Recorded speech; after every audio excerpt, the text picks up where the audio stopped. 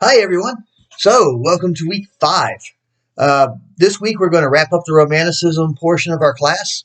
And so, you've got some readings from the late Romantics. You've got George Gordon, or Lord Byron as he's known. You only have to read a portion of Canto 2 from Don Juan. It's not very long. It looks long because the PDF file is several pages, but they're very short lines of poetry, and you'll find that it's a pretty fast read. Also, his really short poem, She Walks in Beauty, which is based upon his cousin Anne Wilmot. You got Lord Byron, then you got Percy Shelley. He's going to write a poem called To Wordsworth, which you're going to read, which is actually a sonnet. I need to point out that sonnets, not every poem is a sonnet. Sonnets are 14 lines long. They are written in iambic pentameter, and they usually have a certain rhyme scheme depending on the type of sonnet. And John Keats also writes sonnets, but you're not going to read any of his sonnets this week. You're just going to read the 2 odes. But To Wordsworth, and this is a poem that shows that there is a disconnect between the late Romantics and the early Romantics. Percy Shelley is going to say, hey, you were great at one time. What happened? Why did you sell out? Right? So this is a debate that goes on with every generation, right? You probably tell your parents, gosh, you're such fuddy-duddies, and then all of a sudden you're going to have kids and they're going to call you fuddy-duddies. So Shelley is saying to Wordsworth, man, you were so great. What in the world happened to you?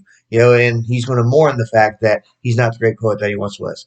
And then Mont Blanc, that is a good poem to show a few things. One is that it's about creativity, and how creativity comes from the universe, or the everlasting universe of things is the way that he puts it.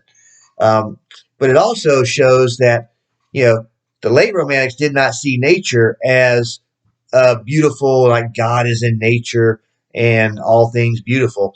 They actually saw nature as being indifferent to mankind, right? So if a man goes out into the cold of Alaska without a jacket on, he might freeze to death. It's not that nature's being mean, but, that's just what happens when a man goes out into sub-zero weather without a jacket on.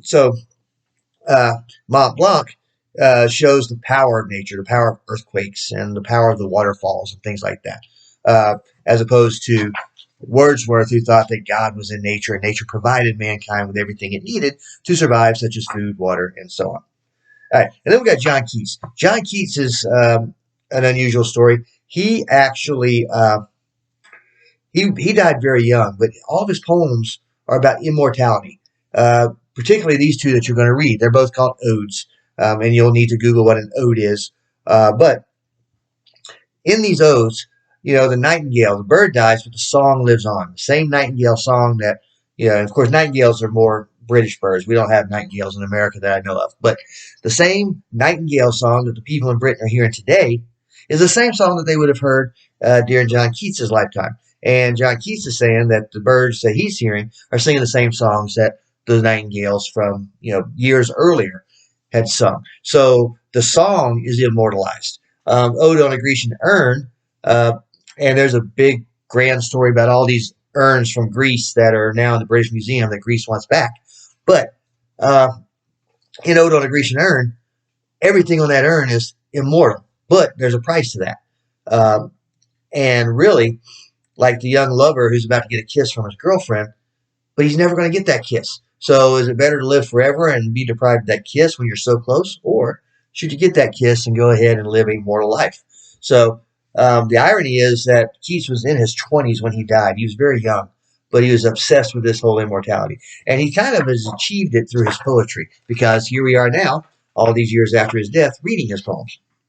Right? So those are the 3 authors we're covering, and there's a reading quiz on that. There is a discussion board.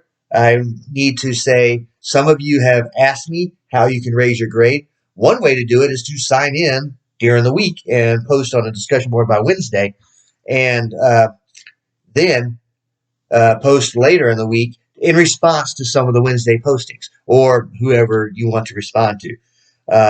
These discussion boards are meant to be discussion boards. They're meant to be back and forth conversations. They're not meant for you to just post something and say, okay, that's all I'm going to do. And your responses need to be a lot better than I agree, period. Or I see what you did there, period. right? No, we need to have discussions, not these, short little 4-word responses. So that's one way to raise your grade. Another is to make sure that you take the quizzes, and you can use the quizzes as an open book, right? You can be reading She Walks in Beauty as you are taking the quiz. You can read Canto 2 from Don Juan, uh, which is our discussion board is about Don Juan this week, by the way. And we're comparing that ship voyage to the ship voyage by uh, the Mariner in the Rime of the Ancient Mariner by the early Romantic poet Samuel Taylor Coleridge.